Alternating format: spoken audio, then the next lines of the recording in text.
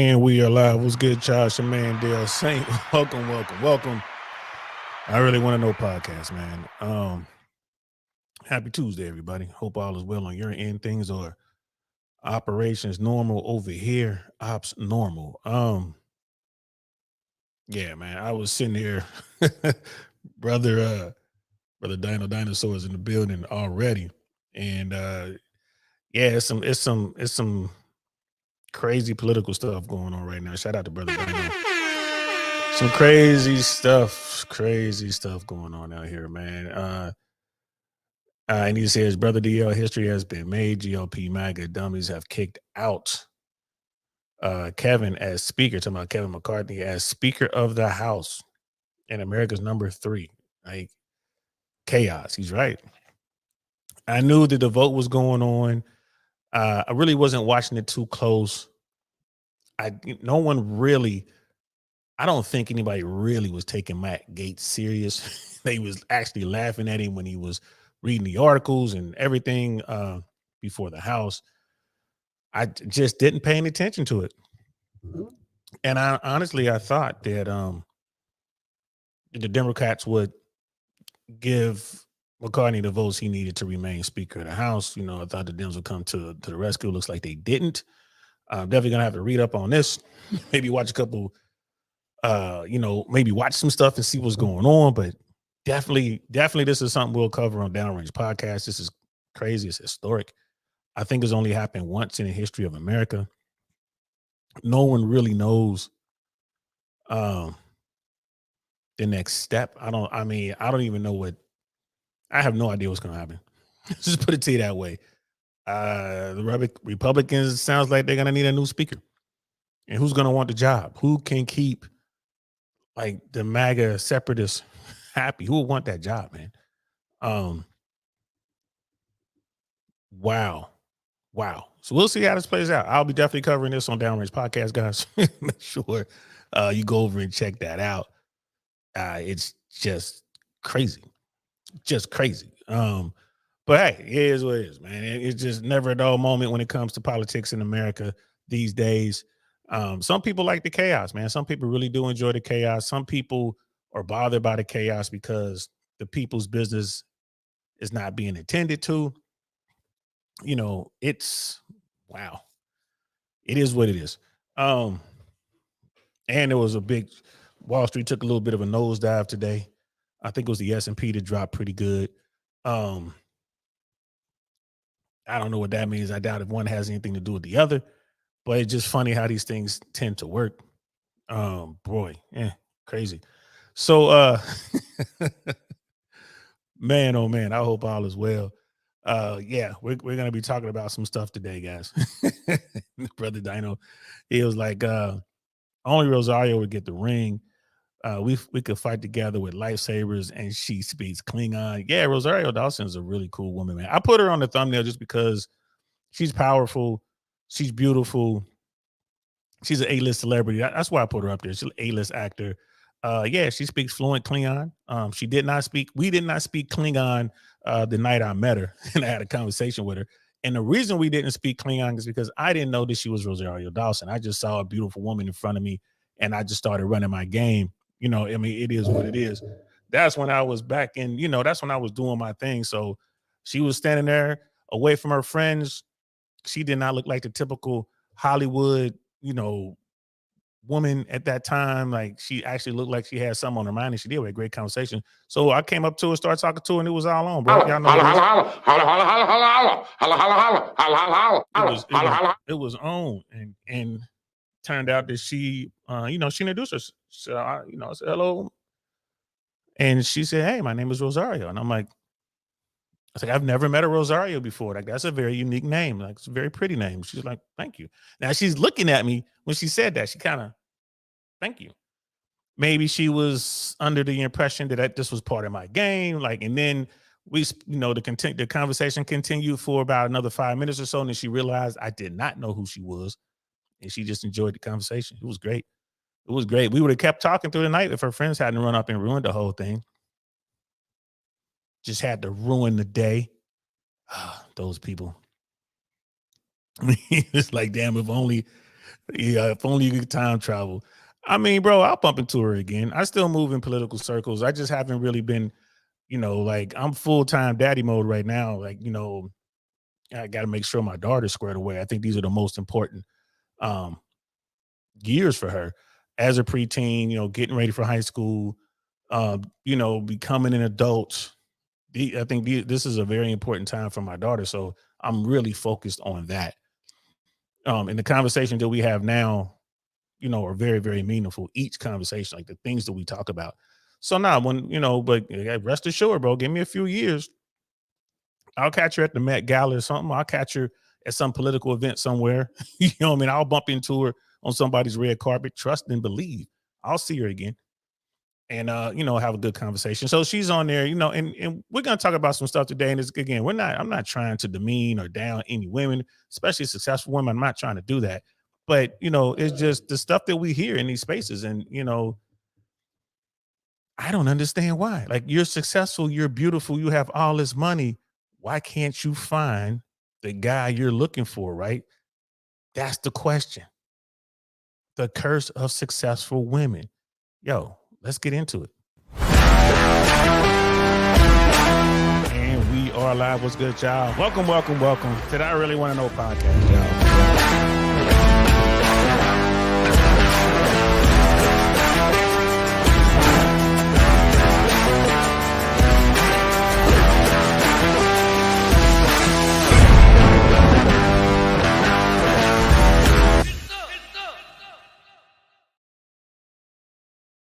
Yes. Shout out to Shushu for making that. I love the intro and outro.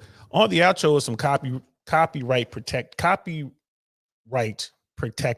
music. I think that's how you say it, copyright protected. So YouTube is cool with it. They do like a revenue share, so it's not a big thing, but it's definitely there. And because I'm thinking like, oh man, I'm gonna have to change the outro music, but no, it seems to be okay. YouTube's cool with it. So yeah, we're just gonna keep rocking with it. That's the outro music. And of course, the intro music, we used copyright free music, so we're not getting in trouble for that. At least, or maybe it's the other way around. I don't know. Last good man of Jersey's in the building. What's good, fam? He's like, what up, fam? So I'm about to drop a like, man. I appreciate that, man. I know you're working hard, and I definitely, truly appreciate it, man. Thanks for swinging by. It was a good conversation yesterday, bro. Look forward to talking to you again. Let me know, bro. I'm seeing it's gonna be what, quarter one. You're gonna be back over in the happy land. You know what I mean? So, let me know how that goes. And Brother Dino's like, next topic, FYI. Why would Jay-Z not give his cousin 5,000 when he asked him? Patrick Bay David talks about that a lot, giving people money. He talks about that a whole lot. And generally speaking, especially when family's involved, it's probably a lot to it. People just keep coming back. Like, you won't hear about the 40, 50, $60,000 that Jay-Z or whoever probably already gave this person. You only hear about the 5,000 that they said no to. I mean, it is what it is. That's the curse. That's the curse right there, man. Having money, making it. I mean, same thing as it's the curse of success. Right? We're talking about the curse for successful women, but it's the curse for success, period. You have people who make it big and they disappear. They hire folks, they build a wall around themselves, they disappear. They let others handle that stuff. Their accountants, their lawyers, their handlers. And rightly so. I mean, it's hard to say no to family, man. Some people don't like doing it, so they hire people to do it for them. They're like, hey, man, I don't control the money. Go talk to Harold over there. He's the accountant. He's in charge of all those accounts. Go talk to him. I have nothing to do with that. You can always get no, I can't. I have nothing to do with that. So there's people who set it up like that, man. So, and yeah, Patrick Day, I remember watching an episode on the PBD podcast when he was talking about that. If you give somebody something they expect it all the time or something, it was something he was saying. Maybe I can go find it. If I can find that video, because I talked about it on this platform. If I can find that, maybe we can, do a whole show about it. But it is what it is. But yeah, man, successful women, successful, beautiful women. Like, when you look at that thumbnail, Taylor Swift, Kelly Clarkson, Ebony K. Williams, Rosario Dawson, all successful, all beautiful, and Kelly, she put on weight, but she's losing the weight that she put on after her divorce and everything, right? Because she has to get back into the trenches, so she's got to get back into form. You know what I mean? Get, be ready for game day kind of thing. Um, all successful, all single. I guess, Rosario Dawson's dating somebody, and I'm pretty and Kelly Clarkson is probably gonna be dating somebody at some point. Taylor Swift is dating one of the top NFL tight ends in the game right now. Actually he played college football at University of Cincinnati. So you have that, like Travis Kelce. And we're gonna talk a little bit about that, those high profile dating situations. But why is it that it seems that, it's at every turn you see, successful women and they're like, man, either they're getting divorced or they're breaking up. I guess the question becomes why? Why is that? You know what I mean? And why it is, yeah, and brother Dino's like, yeah, 5K to Jay-Z is like 2 billion. I mean, it's like him giving away a dime. It is, man, but that adds up, bro. I mean, it really does add up, and people just start counting on it. Just imagine if someone came around to you and asked you for, $10 a day or $10 a week or whatever it was, $100 a month or whatever. Eventually, you're gonna have to say no. It just adds up. Um, and it's not good. I don't think it's good for people either.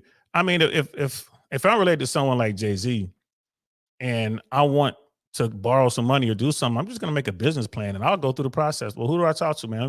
Let me, present this business plan. And if you guys like it, then they can invest. I'll do something like that. Treat it like straight business as opposed to family.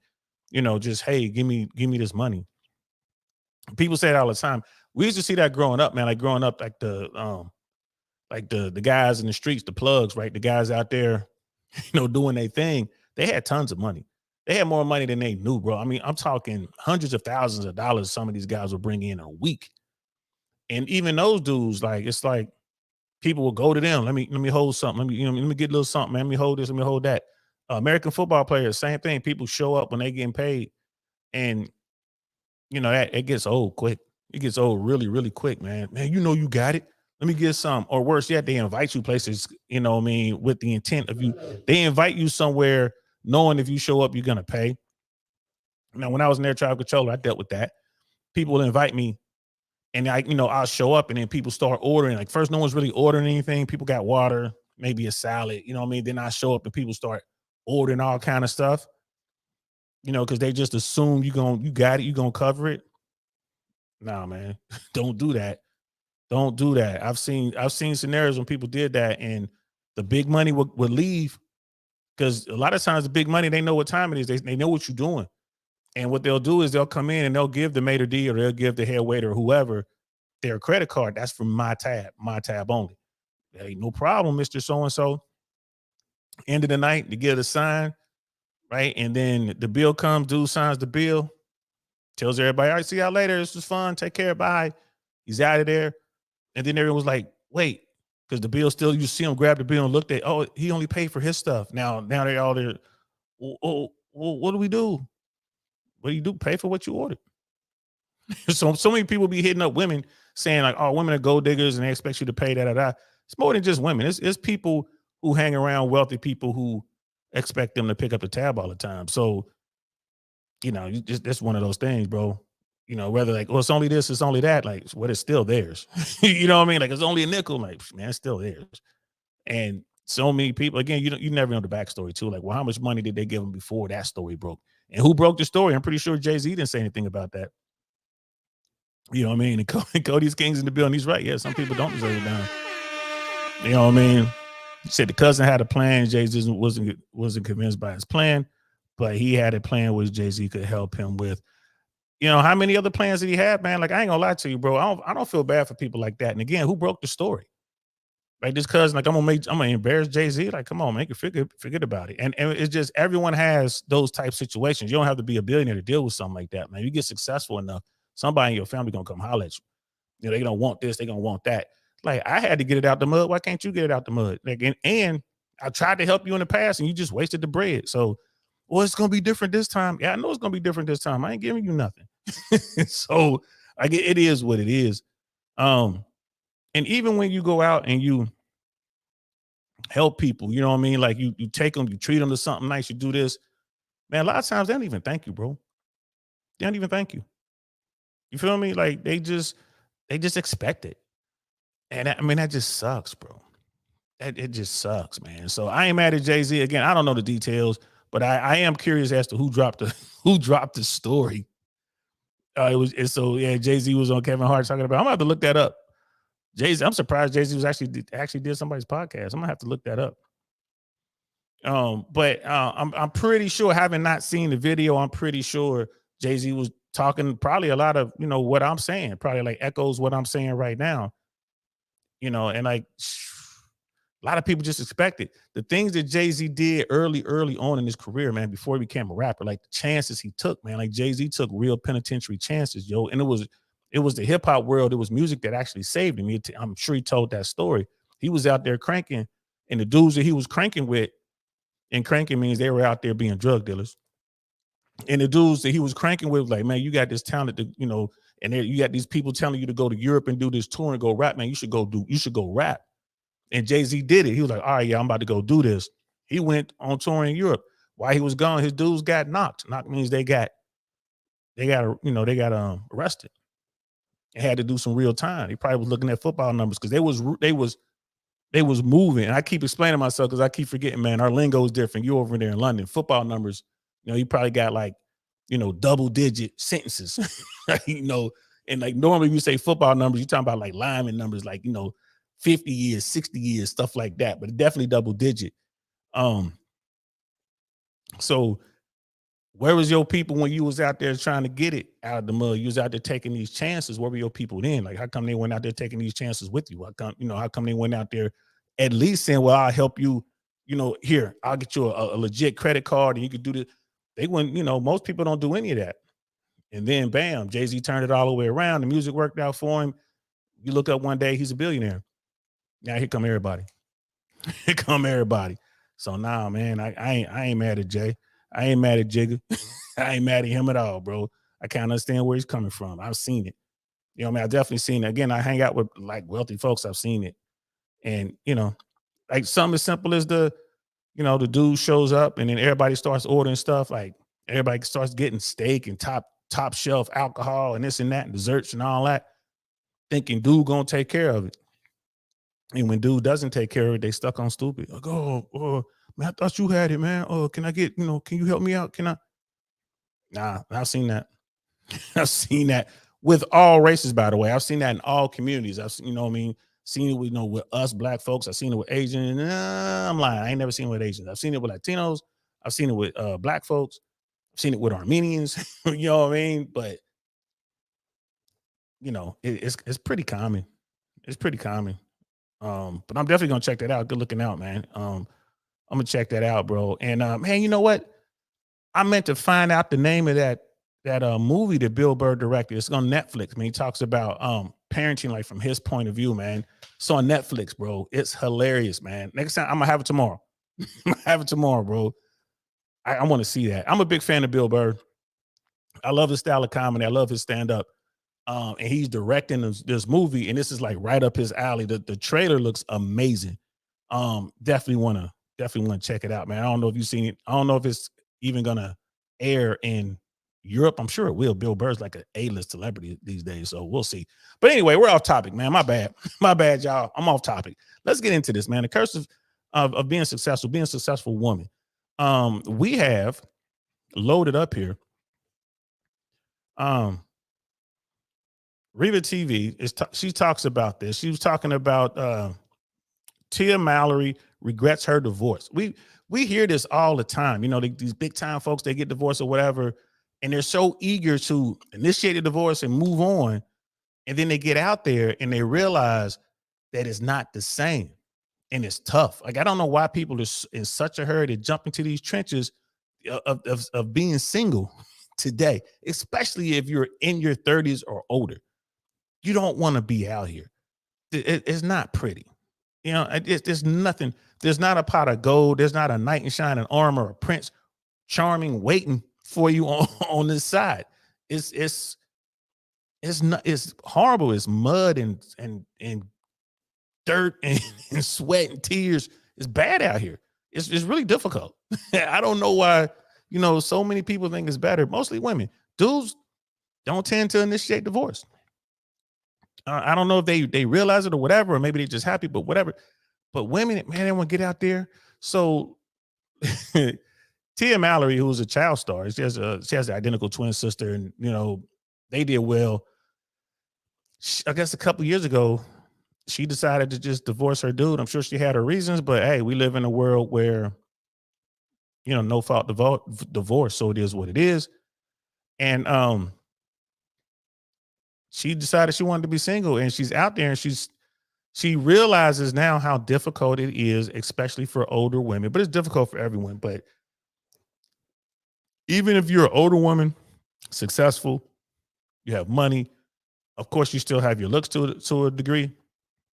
You get out here in this single world, and you out here trying to get what you feel you deserve, or what the person you want. That person, that guy, generally speaking, is going to have some options, and he's going to have some dimes. He's going to have his pick of the litter. Yeah, he might play around with you, but he's not going to commit in most cases. Like, he doesn't care about your money. He doesn't care about, your experiences or stuff like that. He doesn't care about your purses and your jewelry and your nice car and all that, your boots. He doesn't care about any of that. Right? He wants a baddie, more than likely. What he's looking for is what he's looking for. And, women getting out here, man, they're just like, whoa, this ain't what they thought it would be. This ain't what the people on TikTok was talking about. This ain't what my friends were saying. Come on, girl, get out here with us. They just led you astray. Like, you had a husband. You had your children, money, a great career. You won. Why give it all up? You won. Like, that's it. You won the game. But oh well. But let's check this out.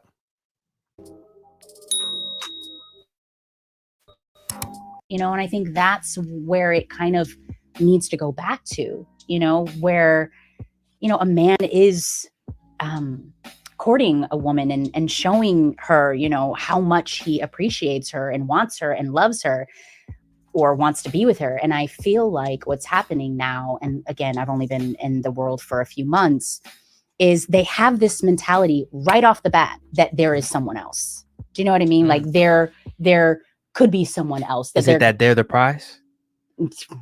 Yes. We talking deep. I mean, right off the rip, what she's saying, okay, it makes sense to me. You had your dude, you had the guy for you, you had your Prince Charming, you left him, you go out into the streets, you go out into the trenches, right? You back out here trying to get on, and you're complaining. Well, these guys, they coming at me, and it's like, they already know it's somebody else. Yeah, it's somebody else. They just looking to smash you something to do. Something to do, like, all right, whatever. She wants to do something. Come on, you come over here and we can do a little something. We could bounce up and down on each other. But nah, I'm not trying to. What do you think I'm going to do? Especially you got some dude who got bread, right? Because, women tend to date at their level or up. So if you're talking about being at Tia Mallory's level or up, that means you're a multimillionaire. You're a multimillionaire. You're doing really, really good. And then she's like, well, I'm a multimillionaire too. So that puts me on your level. Nah, I'm not in this world. It doesn't put you on his level. He is more sought after than you.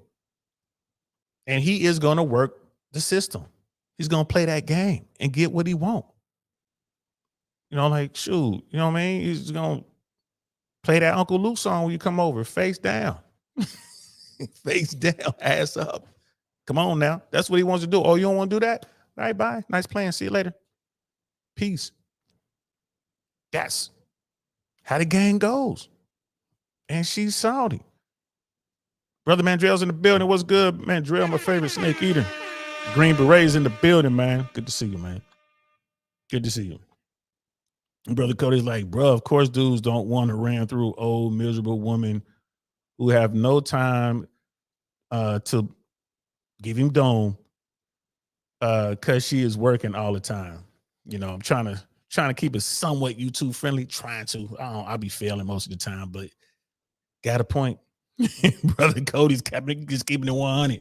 It's people just aren't keeping it real with themselves. It's like, well, I'm still out here. I'm the prize. Everybody wants to be the prize. No one's the prize, right? No one, no single person is the prize. The prize is finding the right person, right? Wonderful 34s in the building. What's good, fam? Good to see you. I was thinking about this recently. Someone was like, "Oh no, I'm the prize. No, he's the prize. The prize. The prize. The prize. No one's the prize." It's like one of those adventure movies, those treasure quest type movies, like Indiana Jones or whatever. One of those movies where you got to find the MacGuffins. You got to find one MacGuffin and then take a trip and find another MacGuffin, and then you put the two MacGuffins together, and it twists up the wall and make things move around, and then boom, it opens up, and there's the prize, there's the fountain of youth, there's the whatever you're looking for, the golden robot or the UFO, whatever it is you're looking for. We are the MacGuffins, people. As individuals, the men and women, we are the MacGuffins, right? And you have to find the right one that fits. And when it comes together, y'all click, boom, and it turns, and then bam. Once you find the right one, then together you guys achieve the prize. Together you're the prize. It's not like one or the other. It's like no. Together. When y'all find the right fit, together, when y'all come together, when y'all merge, now you're the prize. The two of you. Y'all merged into another entity, and that entity is the prize, not us on our own. Especially if that's what you're looking for. If your mission is to find that person, to have that type of relationship, I think that's how it works. Now, if your mission is to be out there having a good time, traveling, having experiences, doing your thing along the way, you might smash some people here and there, whatever. If that's what you want to do, fine. You don't need to be a prize for that. You just need to be willing, able to get out there and make it happen. So she was the prize. She had her other half, and they created their family, and they were living a great life. They were the prize. They merged into the prize. But the minute that was broken up, now you ain't the prize no more, shorty. You just a MacGuffin who needs another half. Right? And MacGuffin is a term they use in movie talk to describe these, this stuff in movies. It is what it is, but you're just a MacGuffin. If you're just out there, you're just a MacGuffin. In order to be the prize, you have to find a MacGuffin that fits you, and you guys are going to change the universe together, because you're going to merge and you're going to change into something else. And that thing that you transform into is the prize. That's just Uncle Saint's take on it. And all these women, they get out here, they find their MacGuffin, they come together, they build that family. They are the prize. And then a lot of them are just walking away. Well, I'm tired of it. I've outgrown it, or whatever they say. It's crazy. Let's continue. Yeah, we about to get into it. Oh my God, that the man is the prize. The man is the prize. Yes. I'm talking loud. Yes. That is so true. Like, they've taken it off of the woman. We read the scriptures, we look in the Bible, that the man becomes more infatuated with himself. Y'all. You see, here's the thing. I knew this man was a panderer, but what I did not know is that he was also a blasphemer. Okay, I did not know that. You see, they are willing to go so far just to be on the women's accord, or just to please the woman's feelings and emotions, and it's not the truth. The thing is, I don't even want to go into that. Like, I don't even want to take that route, but trying to use religion, right, biblical teachings, and turn it around and make it seem like, well, they said that men were going to become lovers of themselves, just out of common sense. Okay, this is not about being religious or anything like that. This is just about common sense. When that book is speaking in the terms men, more times it is talking about people, as in man, as in flesh. And if you want to talk about people being lovers of themselves, the people that I see that have become lovers of themselves over a span of time more than anybody else has been women. Well, that's what you gotta say when you're in a black church. Preach, you gotta scream out a lot. You gotta say well, you gotta say preach, you gotta say a lot. That's how it works. At least that's how it worked back in the 70s when I was in the church, 70s and 80s. But she is right. When you get into the scripture, she's absolutely right. And there's, again, I'm at a point where I'm actually back into the books. I'm back into King James Bible. I'm back into the Torah. I'm back into the Quran. Right? I'm just kind of reading again. I'm kind of studying again. I'm meditating and stuff like that again. I haven't done it, I haven't done it in a long time. I just haven't. It's a long, long time ago, man. I stopped talking to God, and doesn't mean the guy stopped listening. Doesn't mean the guy stops being there for me. I just stopped talking.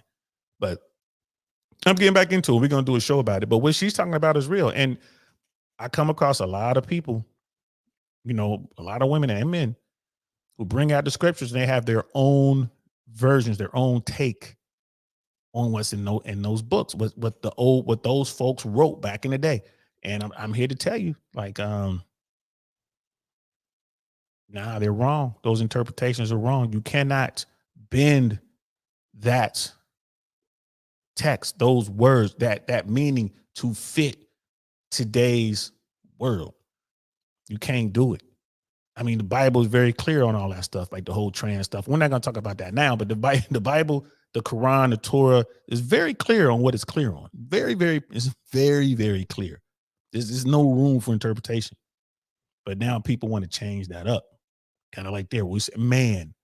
Yeah, man. Like, no, all man, like humans. Like that's who's going to be into themselves. Like, it is what it is. Last good man in Jersey, tons of videos of women leaving relationships because they think they can do better. Then they find out too late that they can't. Fact. Brother Cody's like, she's right. She sure is. You're like, DL, look up the Chariots of the Gods. I think that's the name. Chariot of the Gods. I think that's the one where it talks about life here began out there. I mean, that talks about, intelligent design, but from, like gods and alien kind of thing. I think that's what you're talking about. And yeah, I'm familiar with it. I haven't read it. I don't think I've read it in its entirety. I just like bits and pieces. So, but yeah, I don't have it anymore. That's one of the books I lost over my travels. But I'll definitely get into it, bro. But she has a point. Like, people love to turn to religion, and they want to change and modify and kind of, tweak it to fit their life.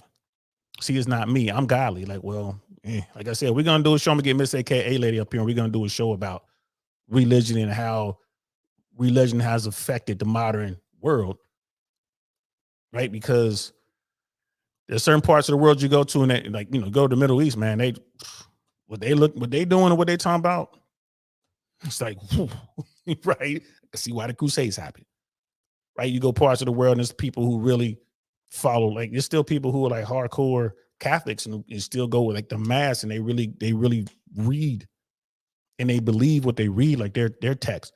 And the same thing with like Jews. You have like you have people out there who, like, in the Jewish faith, who are really into the word, you know what I mean? And they read and like I said, I'm good with it. I like to have enough knowledge and be familiar with all the text. You know what I'm saying? All the text.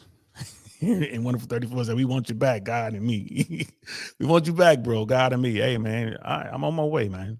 Hold it down. I'm like we used to say, like, I'm beacon inbound, right? I'm on my way. Taking my time, but I'll get there. Let's continue. Women have been so selfish, self-sufficient. We don't need nobody. Can't nobody rely. Can't nobody tell me nothing. I don't need to rely on nobody. I could do better by myself. I don't need a man. I'm better than a man. I'm over a man. So let's not even go there. Okay, but I'm done with him. I'm sorry. I don't even want to see. Let's look back at Tia. Okay, let's look at Tia. She went off. Tia said, okay, that she is now in the dating world, and she noticed that men are no longer courting women. They're not treating women like, they were maybe basically in the 90s, where it's like, baby, I love you. Here's some roses, here's some flowers, trying to shower them, trying to prove that they are worthy to be in the presence of a woman, right? And so she's saying that she wishes that it was, back in those days, or back in that time where men were courting women. Now, I want to strongly start this off by saying, I do not know verbatim the reason why Tia and her husband got divorced. And I'm glad she started there, because I don't either. I didn't follow all that stuff, man. I just felt bad for the children, right? I didn't follow that up, but it appears that one party just was ready to move on. That's how it appears, man. And that kind of, that's part and parcel with how things work these days. It is what it is. No fault divorce. I don't need a reason, So I'm ready to move on. All you gotta do is go down to the courthouse and pay your little $500 or $1,000, whatever it is, to file the papers. I don't think it's that much, depending on what state you're in. And then bam, you're off and running. You know what I mean? Yep. Cheers to the guy. Yep. Brother Cody, I am familiar with that, bro. I'm definitely I'm gonna order the book again so I can have it. And I'm gonna look into it. Bro, I look into all that stuff. I'm gonna say this one last thing about religion, and I'm gonna get back onto topic. The way I look at religion, I look at it as a quest, bro. Like kind of like King Arthur's and his knights. Like Arthur's knights were on a quest for the Grail, quest for knowledge, right? On a quest. And I look at religion as a quest. I don't see it as something easy. Although people disagree with me on that, I don't think it's meant to be easy. I think the quest is supposed to be hard for that individual in its own individual way. So I just don't see it as going out there and all I gotta do is go talk to the priest and he'll give me some Hail Marys and some demerits or whatever, and then all is well. Or I'm a born again Christian. All I gotta do is pray to God, pray to Jesus to forgive me for my sins, because that's what he came for. Then I can go out here and do whatever. I don't think it's that simple. I think to find the true meaning behind all that, behind the message, takes work. That's how I look at it. So now it's like, okay, I'm still on my quest. Maybe I paused for a while, but now I'm ready to put my armor back on, grab my broadsword, make sure my shield is good, jump on my horse, and continue on with my quest. That's how I look at it.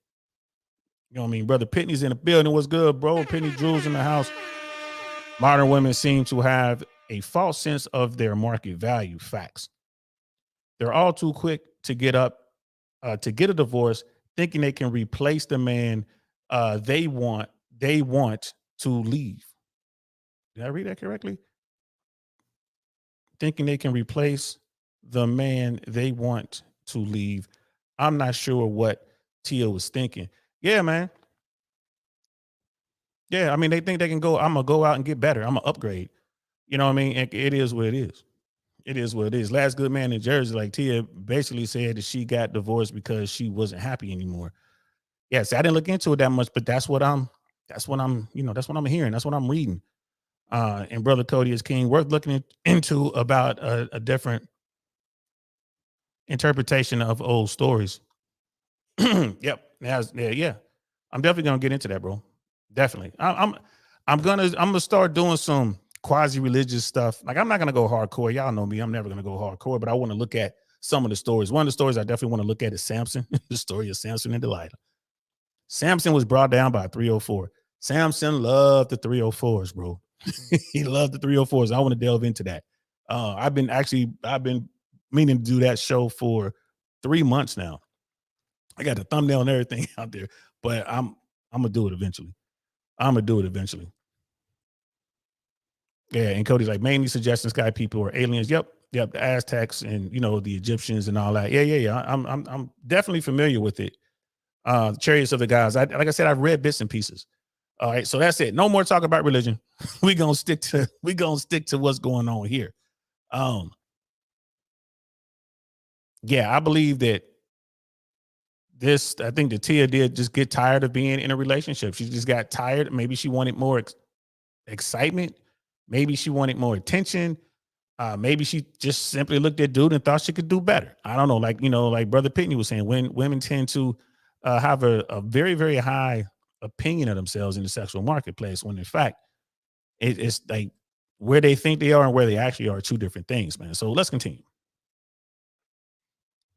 All I know and all I can go off of is what she said. And what she said was that she graduated from her marriage. Yep, meaning that she got to a place that she no longer felt like the two of them were on the same playing field, or the two of them were no longer, seeing eye to eye. Whatever it was, she feels like she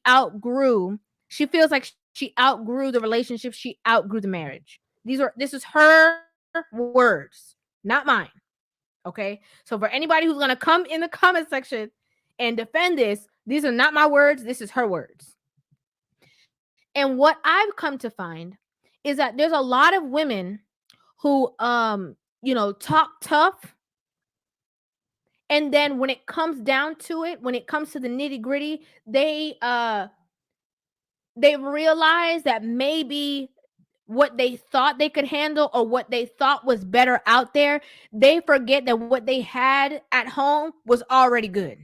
Not only good, but better than the options that they will now have in the dating market. And that's a fact right there. Like I said, they begin to believe that they are the prize. Like the old girl was talking about, yeah, men think they're the prize. And, she's thinking she's the prize. She was the prize.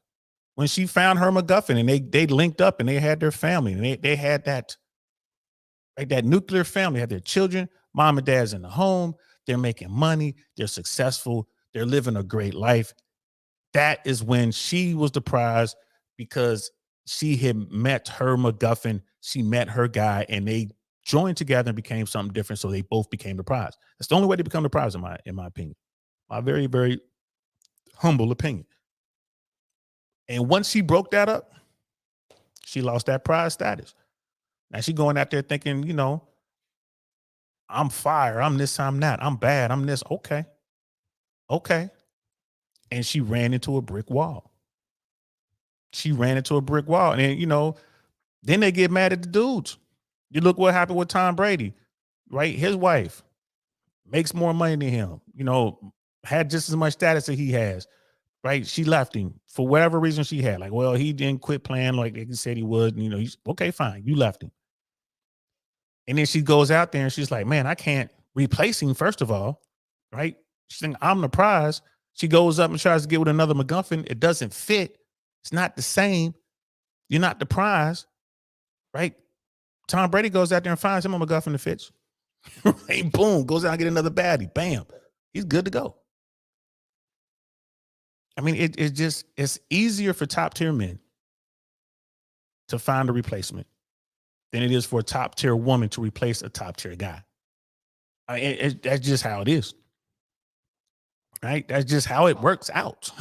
It's math. Y'all don't get mad at me. It's math. Let's continue. Let me clarify.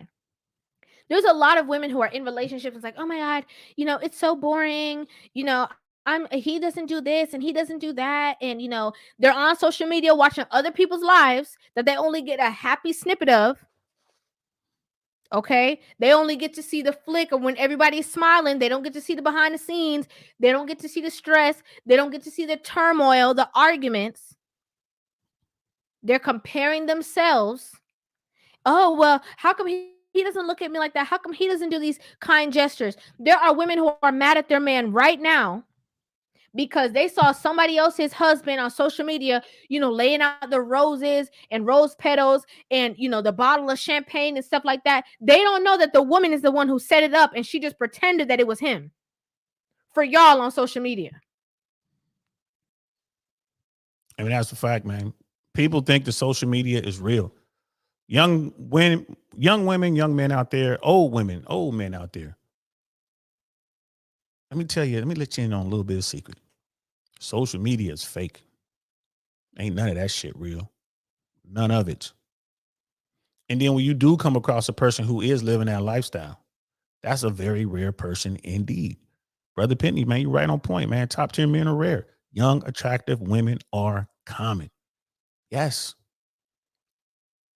Beautiful women are everywhere. Young, beautiful women. There's one that turns 18 every day. Every 15 minutes. Right? One just turned 18 right now. They're beautiful everywhere. Right? Beautiful women, period, are common. Beautiful women are everywhere. But guys who've done the work, guys who've managed to figure it out, guys who built themselves into something, man, that's rare. That takes work. And the problem with this is, like, we're talking about, the curse of successful women. But up and down the spectrum for women, it seems today, from the ones all the way up to the 10s, I mean, you got a certain percentage of women who are like, Tia, I'm bored. I want something else. I want to try something different. That's a tough one. You're going to walk away from your winning situation and put yourself in a situation where you're at a disadvantage. I mean, God, I don't, that's a tough one. That is a tough one. You know,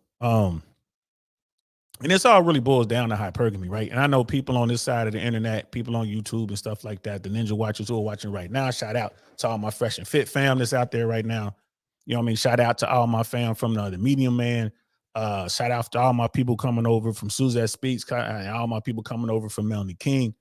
You know what I mean? Salute to all y'all. Shout out to my people coming over from Entrepreneurs in Cars, Rich Cooper and his crew.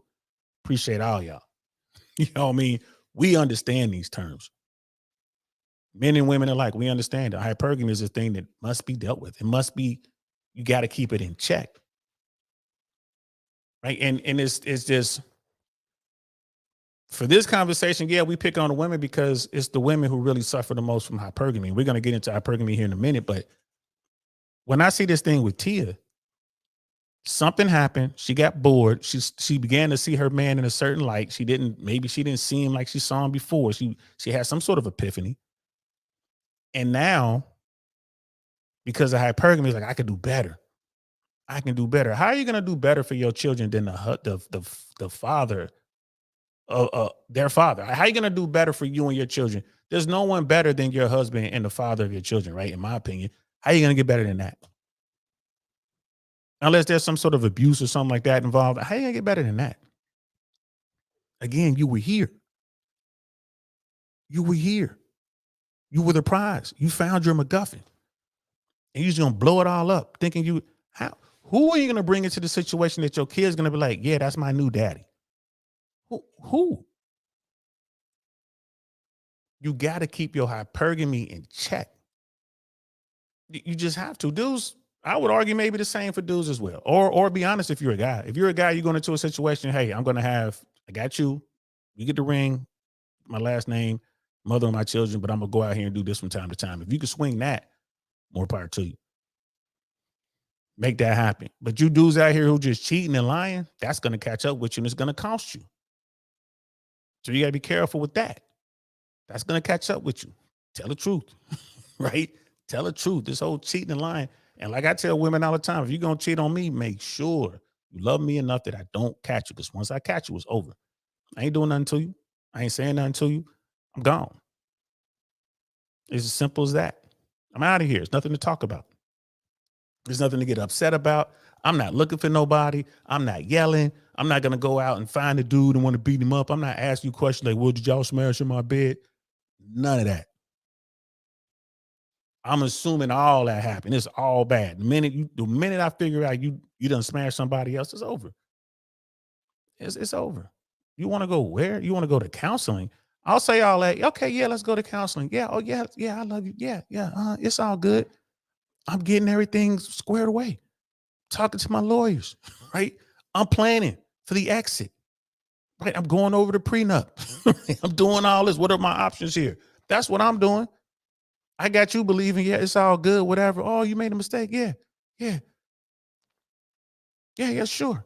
And then I'm going to hit you with the paperwork. You're going to get served. See you in court. I thought you forgave me. I'm not in the forgiveness, baby. The forgiveness game, baby. You want forgiveness? Go talk to Jesus. You know what I mean? I'm out of here. He's perfect, not me. I'm out of here. Love me enough that if you cheat, I'll never catch you. Ignorance is bliss. That's how I look at it. And like, ladies, you need to get your hypergamy in check. And just the bottom line, if you're already married, if you found that person, y'all came together, man, you are the prize now. That's the only way to get there. That's how you become the prize. You are the prize now. Right? Boom. You locked in there. And for my Muslim brothers and sisters out there, yeah, it doesn't have to just be one part equals the other part. Nah, it could be, 4 pieces to come together, build a Voltron, because they can marry up to 4. They can have up to 4 wives.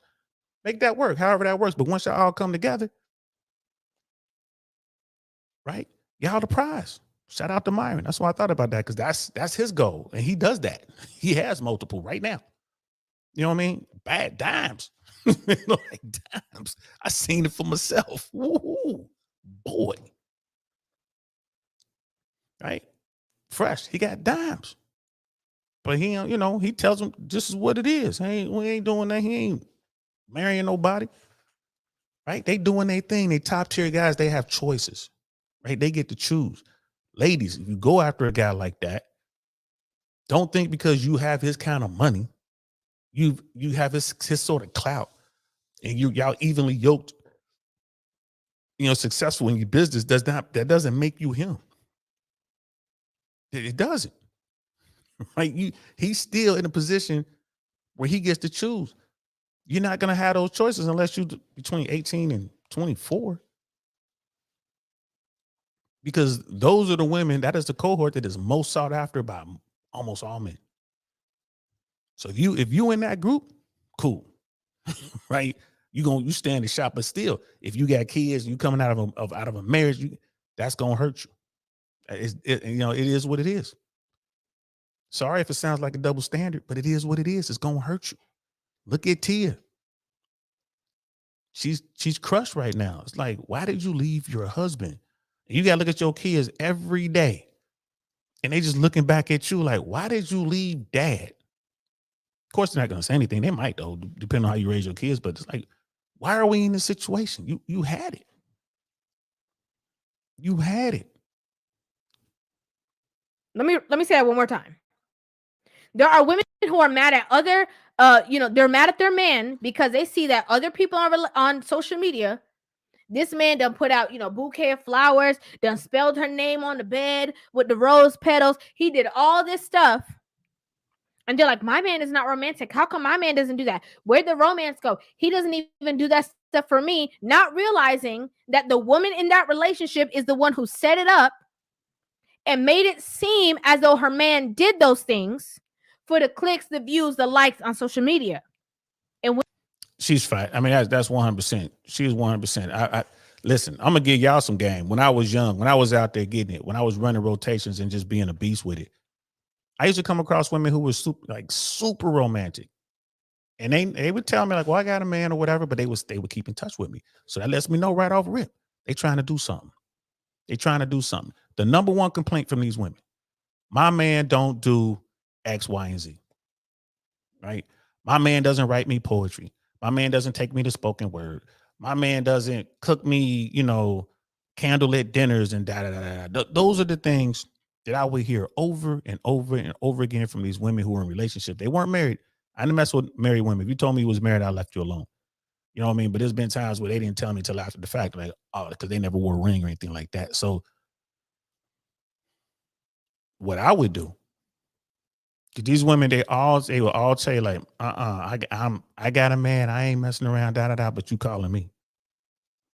Right? This is before, social media and this is before texting, right? You leaving me voicemails.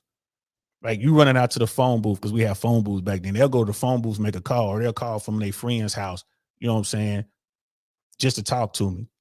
All right. So what would I do? I convinced them to come over, like, well, you know what? You should come over. And they will always come over during work hours. Like they'll take some sick time or something like that. So they'll, women know how to move, fellas. Don't worry about your woman cheating on you. Cause she know how to move, bro. Just if you catch her, you catch her. Just live in the ignorance, bro. I'm trying to tell you. They are good. They are slick with it. Way better than me. I just tell the truth. I ain't even got time to try to figure it out. She got a dude, live in, whatever. Been talking to me for about 3-4 months, complaining that she's not getting this romantic experience, which is really what she wants, right? So I finally get her to come to the crib lunchtime. Right? How did I get her to come to the crib? I found this old parchment-like paper. It was like rolled up like a scroll, like from the, like from the Knight in Shining Army days, right? Got a friend of mine who had real good handwriting, and I had her write out an invitation to join me for lunch and at my place, right? But it was all like scripted and, it looked like something out of the medieval times. Rolled it up and got a candle. And I did, because back in the day, they would seal a letter with the candle and like a whatchamacallit, a stamp, right? Like some sort of seal. So I didn't have a seal, but what I did was I went to one of those craft shops. My friend helped me. Female, this is my girl. Shout out to you, baby. She helped me put this all together. We rolled it up, put the colored wax on there, and I put this seal I found that had a D on it, like an old school looking D and like a real rustic looking or whatever. Took that, right? It's all rolled up. Took that, and I had it delivered to her via a mutual friend. He wanted me to give you this. You know what I mean? And now all her friends are around. You know what I'm saying? They know her situation. They were like, girl, what is that? They opened it up and it scrolled open and it was the invitation. Girl, you gonna go over there? She was like, don't say nothing. I'm gonna have to go over here. And that following week, she came over for lunch. Do you think we ate anything? Not there, we didn't. Sure didn't. Stopped off at Frisch's, got her a big boy and some fries on her way back to work. And a hot fudge cake for me. But yeah, we did the grown-up thing. Smash. That was the game. That was the game. Took me, 4 or 5 months. That was the game because she was unhappy. And she went back home smiling, whatever. Dude never knew. Dude never knew. Man, this was back in the 90s, man. It was mid-90s when I did that, bro. It was before I moved to LA. So I was like between 96, 97, somewhere in there. Got her. And then like she would come over now, shoot. She would work it out at work. She'd get like extended lunch breaks or whatever, and she would come over or skip her lunch and just leave early and come over. And it wasn't always smashing. She'd just come over and hang out, watch TV. The same stuff that she was doing with her boyfriend, she would do with me. Come over and just complain about what he's not doing. I did that one little thing. That one little thing. Bam, got you. Because all's fair in love and war. And women don't understand that. She was ready to blow up her situation for a dude who was just trying to smash. And she knew I had a rotation, and I knew she had a dude. That happens at every level. We were nowhere near the top. You know what I mean? Nowhere. I was broke, bro. This is before I got into the FAA, man. Money I had was money I got doing my little hustles or whatever. And I wasn't out there cranking like that. I wasn't taking those chances, but I was out there doing enough. You know what I mean? So I was living all right. It was just me. I was living all right. Then I got into the FAA, bro. And that was it. Katie bought a door. Now I'm making money. So I was at my peak when I was broke, and the game was on. I was getting on them. You feel me? I was getting on them. It was easy to do. It was easy to do. You know what I'm saying? Brother 90s is in the building. What's good, fam? Good to see you. So yeah, that game worked, man. That she wanted a romantic experience, and I gave it to her. Right? Boy, did I give it to her. And she was, again, she had a dude. She never broke up with dude. Last time I was in touch with her was like the early 2000s. She was still with dude. She would see me out, be like, what's up? We just be talking or whatever, man. It was always there. I could always double back. Right? But we were young then. Women, ladies, it don't work that way once you get a certain age. I'm sorry, it doesn't work that way. You know what I mean? Not and still want to hit the top tier guy. You know what I mean? Brother Knight, hello to you, man. I'm glad you're here. Brother Jack, we got the young knights in the building. What's good? Didn't want to get OJT. Yeah, man, bro. Dr. B's in the building. What's good, fam? I'll see you in a couple weeks, man. See you in Miami. All you guys going to see me in Miami, man. I'll see y'all down there. I'll be down there, bro. I'll be down there, man. We definitely going to get together, have a cigar, have some drinks and chit chat. You know what I'm saying? Catch up. You know what I mean? And special shout out to Myron and Fresh One before I forget. Fresh and Fit, they have their new studio. You know what I mean? Shout out to them. I'm glad they got that. I'm glad they got it working. You know what I mean? They got out the other situation. It was great. The original studio was great. You know, it'll always have a special place, you know what I'm saying, in Fresh and Fit lore. But now they got the new joint and they own this one. And they don't have to worry about the haters on the outside doing everything they can to displace them or whatever, right? It's cool. I can't believe people go through so much trouble to go after other folks, man. But that is what it is. That's another conversation for another day. But, you know, I always like to show love. You know what I mean? They on Rumble. I can't stand Rumble, but Fresh and Fit over there. So I'm down with Rumble. You know what I mean? Fresh and Fit over there. Going to support my guys. You know what I mean? Just doing what I normally do, support my guys. And Myron and Fresh took out, you know, they took a couple minutes to just Man, they gave Uncle Saint his flowers, yo. I ain't gonna lie to you, man. They gave me my flowers on that show. I'm eternally grateful to those are my dudes. What can I say, man? Do I agree with everything they do? Nope. I sure don't. But I agree with their mission to help men. Outstanding mission. And I'm with them 100%. Anything I can do to help them out, I do it. They know it. You know what I mean? But I just wanted to say, I just want to give them special thanks, man. Like, shout out to you, Myron. Shout out to you, Fresh. Day one, y'all have always kept it 100 with me. Always kept it 100 with me. If I needed something, they were there. I could hit them up, man. It could be a question about starting this and a question about doing that or whatever. I'm coming down. Man, hey, can you reach out to so-and-so for me? They always got me. They always got me. And they don't have to. Especially now, bro. They are there. They broke through. They don't have to do it, but they do. So salute to you boys. I appreciate you. You know what I mean? I truly do. And those words last night, today, you know, they gave for old Uncle Saint, man. I tell you what, I was sitting here like, yo, them my boys right there. It's my people. Yeah, so I'm gonna see them soon. I'll be down there soon. I look forward to seeing them, and I thank them myself in person, man. Even people like, man, you don't have to thank them. They know. Yes, you do have to thank them. You have to thank them. Just like I tell my daughter every day, I love her. There's no doubt in her mind. She is loved by her dad. She knows exactly how much I love her. She means everything to me, and she knows it. Ain't no question.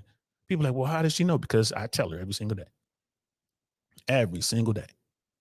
And it never gets old. Right? It never gets old. So remember that, ladies and gentlemen. Don't take any of that shit for granted. Tomorrow is not promised. Some of us know that better than others. I done lost a lot of close friends thinking they're going to be here tomorrow. And they won't never see them again. Tomorrow's not promised. So take a moment right now. Whoever those people are that you really care about, man, make sure they know. You know what I'm saying? Make sure they know. Right? And that's just one to grow on. Right? What did G.I. Joe used to say? When they used to do that thing, I can't remember. G.I. Joe used to have these little public service announcements at the end of their cartoons, and then they would say "Yo Joe" or something, but I forget what he used to say, man. I can't think of it right now. I'll find it. I'll go back and watch one of the old episodes, and then I'll say it tomorrow. But you got to do that, man. You definitely got to be there, bro. Can't wait to see. Yeah, Dr. B is gonna be in Miami for seeing me. Can't wait to see you there, bro. Can't wait to break bread with you again, man. Maybe we'll like I said, we could do Dirty French, man, or we can get reservations like a Carbones or something like that, or hell, we could just go back to Moxie's, man. We had a good time there. But however we do it, man, I'll hit you up when I get down there, bro. Can't wait to see you.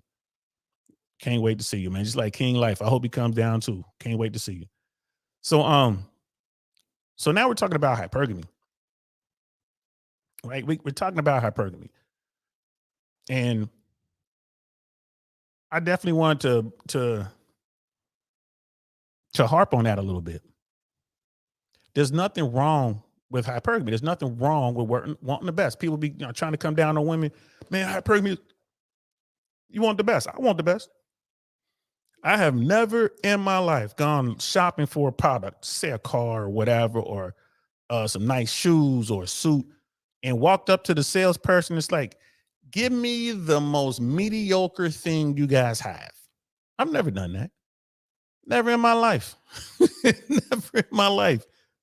Man, I'm coming in here. I want the best.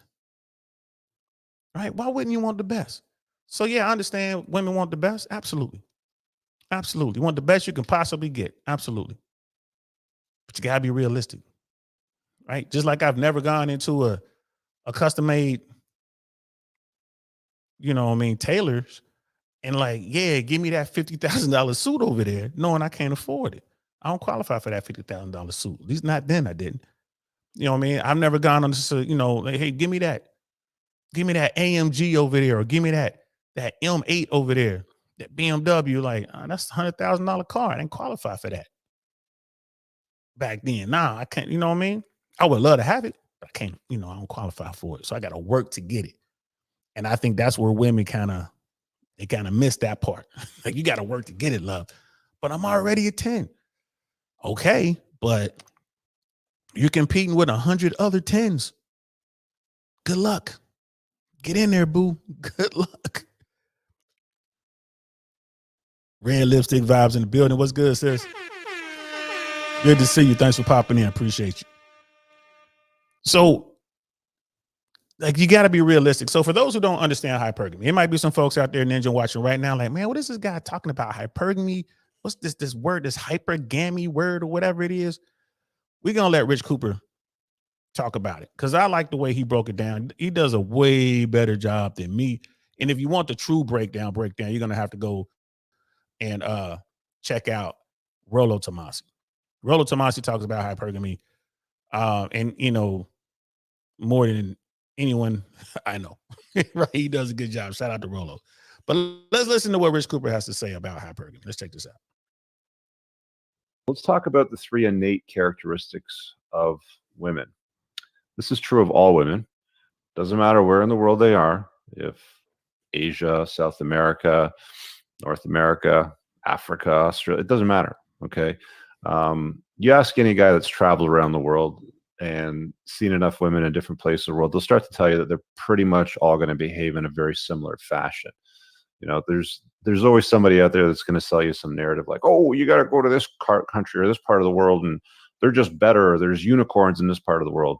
No, there's just women in a different part of the world from a different culture that speak a different language with different style and different, societal programmings, but they're still women.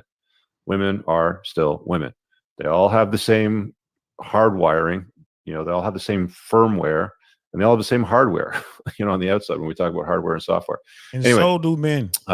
And why, women listening and they get men are the same way. Men are pretty much basically the same no matter where you go on planet Earth. Is what you're going to find. What we are looking for is pretty much the same. I mean, our it's just the same. When it comes to this whole sexual marketplace thing, right? Most dudes are going to want a young, beautiful, feminine, friendly, agreeable woman. That's what they're going to want. Now, what they end up with, who knows?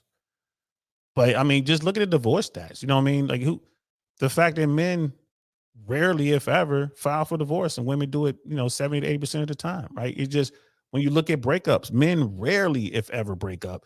Most of the time, it's the women breaking up. You know what I mean? I mean, you got your outliers, of course, but most of the time, it's women breaking up. So men and women, at our core, we're pretty much the same in our own ways, right? Men are pretty much the same in the way men get down. Women are pretty much the same in the way women get down. That's what I mean by that. Yeah, dude's saying straight up, lived in 3 continents, agrees. So the first characteristic, the main innate characteristic that you got to understand is hypergamy, which I've talked about before. If you want to know all the ins and outs and nitty gritty of hypergamy, Rollo Tomasi is the man to watch on that. But the nuts and bolts of it really is a woman needs to believe that every day when she gets up in the morning, I mean, this is the way that I sum it up anyway. When she gets up in the morning, that you're the best that she can do. She's got to look at you day in, day out, week in, week out, month in, month out, year in, year out, and think to herself, this dude's the best that I can do. My hypergamy satisfied. This is not what she's thinking, but this is the mechanics of it. She's satisfied with you, right? She digs your vibe. She sees you as a competent man with skills. She looks at you and thinks that you're attractive and wants to jump your bones. There's a lot of things that come into play, but that's really what hypergamy boils down to is this guy the best I can do? Right. And I love the way he put that, because we looked at that whole, Tia Mallory situation. Maybe she woke up one day and she no longer felt, because feelings means a lot to women. She no longer felt that her husband was the best she can do. There was something that went down. Who knows what that was? Who knows? Maybe it was something he said. Maybe it was something he did or didn't do. Maybe it was the way he reacted to something. Who knows what it was? But it seems that she woke up one day and was like, he ain't it. 2 kids in, he ain't it. We got this home and these careers going, and we're A-list, A and B-list celebrities and whatever. He ain't it. I can do better.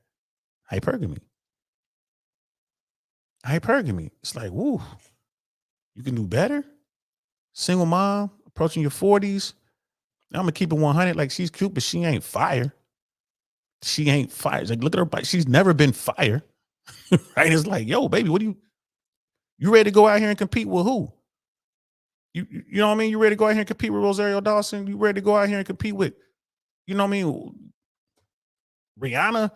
You ready to go out here and them tight women? You ready to go out here and compete with these Instagram women?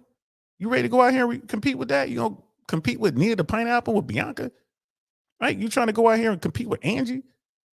Because that's who you competing with. But they're younger than me. Yeah. Yes, they are. But that's who you competing with.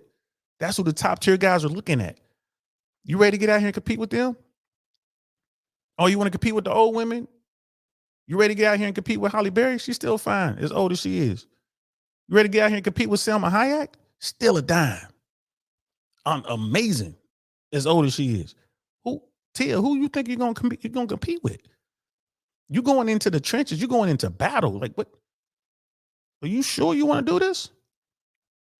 That's what happens when you don't keep your hypergamy in check.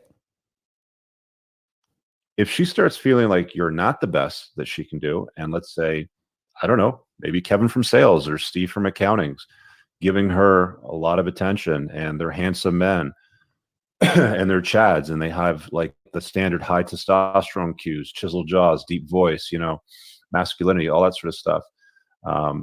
And she thinks that she can do better than you.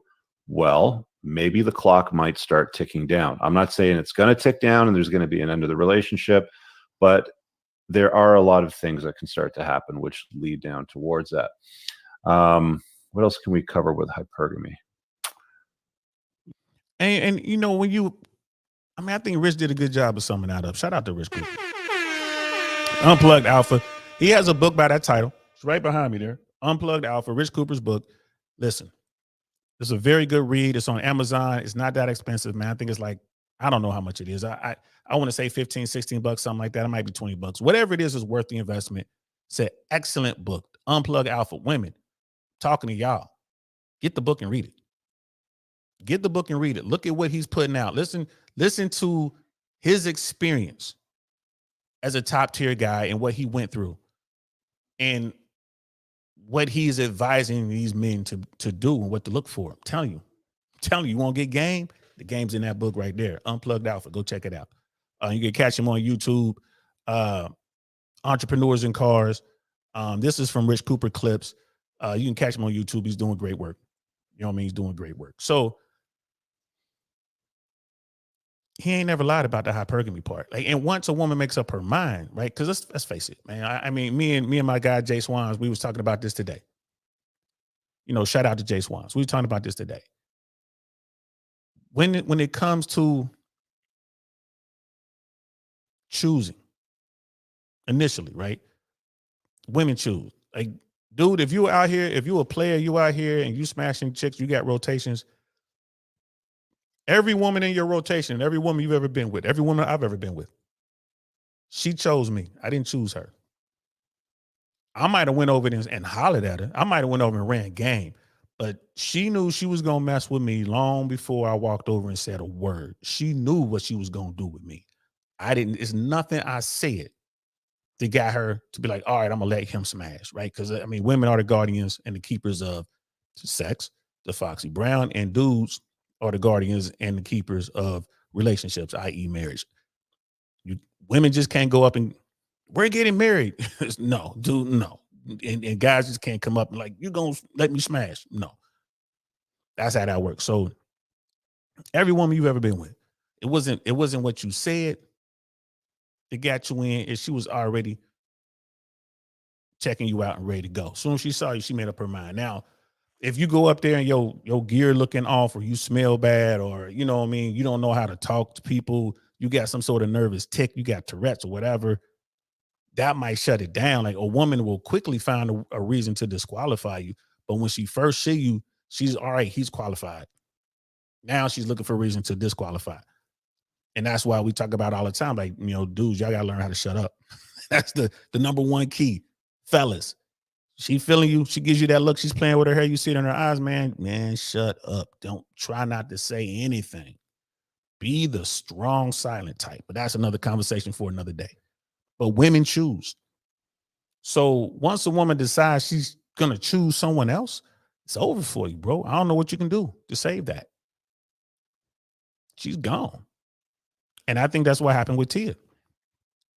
Hypergamy took hold. Now the thing with hypergamy and, you know, getting all these things, right? And it's because women are out here getting it, and then they have, you know, this hypergamy thing, right? So they tend to want to date across and up, and they're out here making money, right? So that brings us to Sister Eboni K. Williams.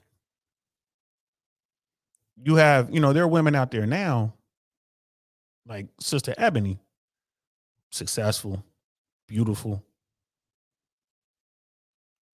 you know what I mean, plugged in, clouded up, all that good stuff. All that good stuff. Like she has it all.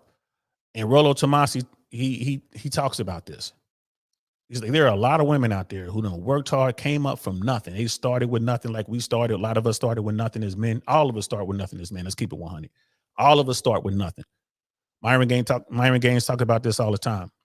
Women are born with their value. Men have to earn it, right? So women just have to preserve their value. Men have to earn theirs. And I agree with that. I absolutely agree with that. So women, you know, Eboni K. Williams, she's born, she got all this value, but she wanted to get out there and get it. She's like, I'm getting it out the mud like everybody else, works hard, puts herself through college, does the career thing, becomes successful, makes all this money, millionaire, right? Plugged in with all of the millionaires. Like, I'm trying to get into the 1%. She's done it all. She got there. And Rollo Tomasi has a saying for women who do this. There's nothing wrong with this. I applaud her success and her hard work. But Rollo Tomasi says that women like that have become the men they've always wanted. So Sister Eboni has become the man she wants. And she can't find the guy because she is the guy.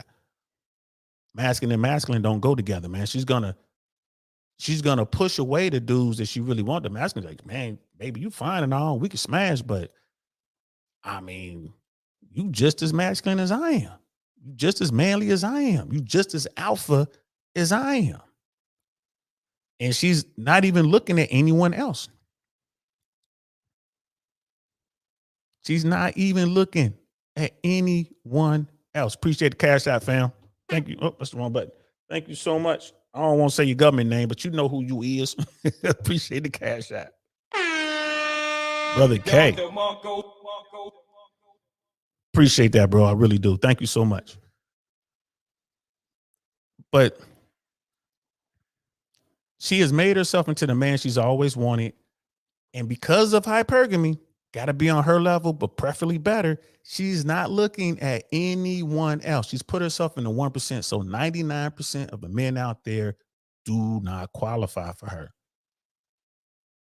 Right? And one thing I respect about Eboni, Sister Eboni, man, she gonna keep it 100. She gonna tell you the truth. She gonna tell you the truth. And she ain't lying. She don't care. She's just letting you know this is how it works. So about 4 months ago, Eboni was out there, and you guys probably know about this, but she was asked would she date a bus driver, and this is what she said. Today's sidebar starts with a note of gratitude. I want to thank the culture for making my interview with Dr. Iyanla Vanzant one of the most popular and actively engaged content offerings the Griot has produced. So before I tell you my thoughts, let's replay the clip that had some of y'all deep into your feelings. I do want you to speak, Iyanla, to how women need to,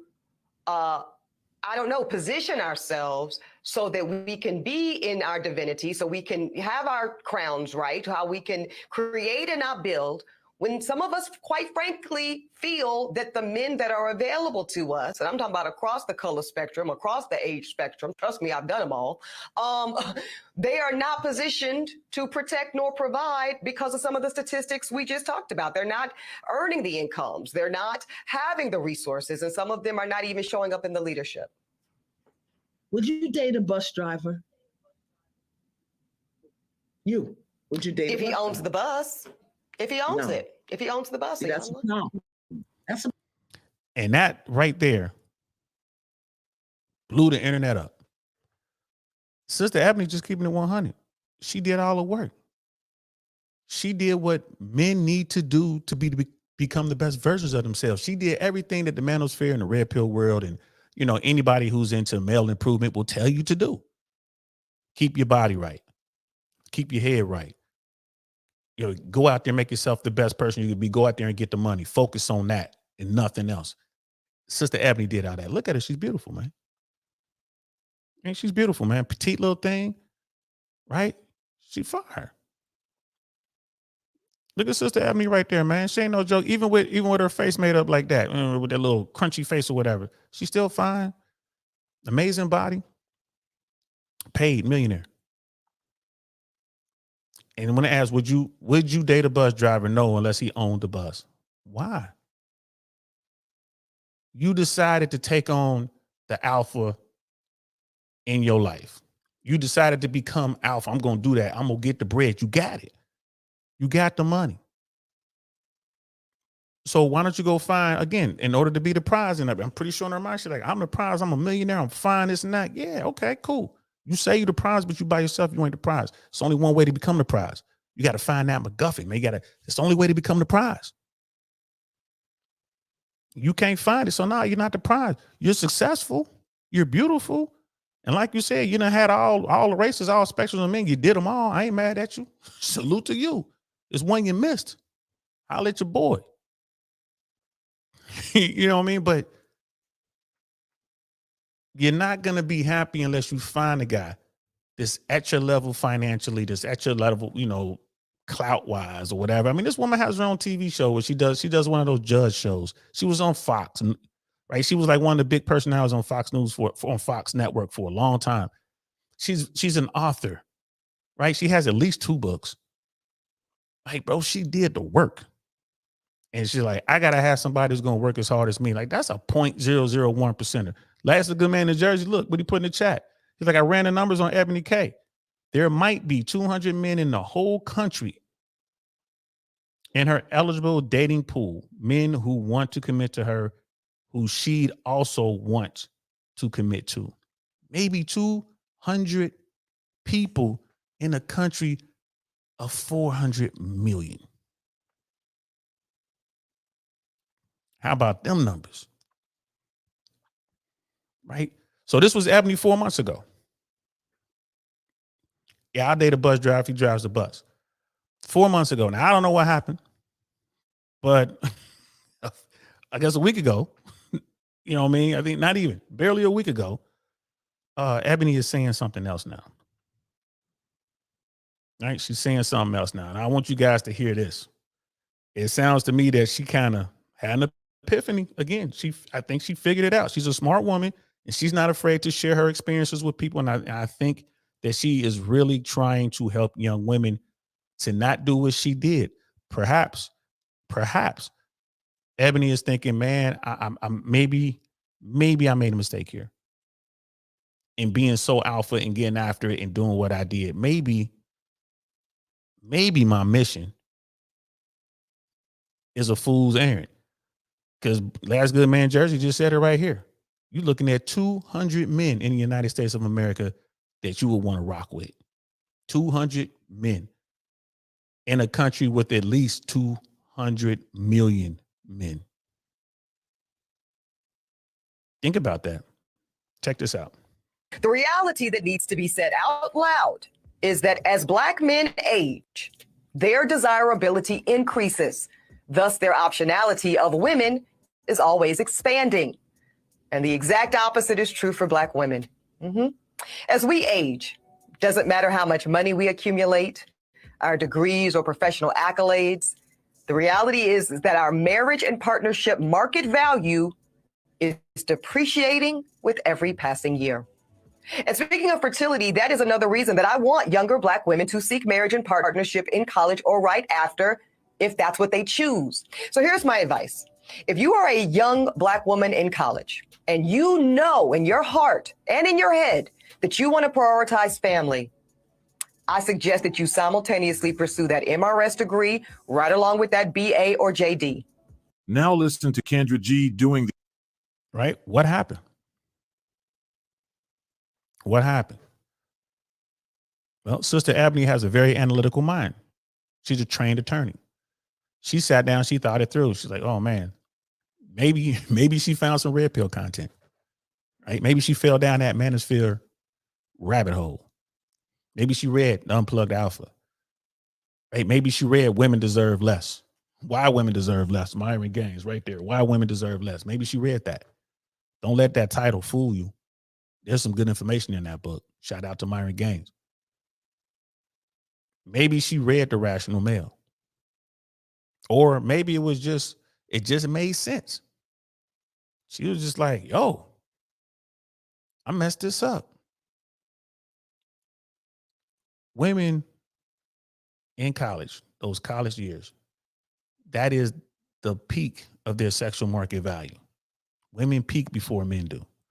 It takes men time to get those things, those traits, to get those traits that women find attractive. It takes time for men to do that. Right? It takes so much time and a lot of work. Some men never get there. Like that's why a lot of women don't see most men. Some dudes never get there. But when a woman is in college, she's at her peak. Every age group, every cohort of man wants that young woman.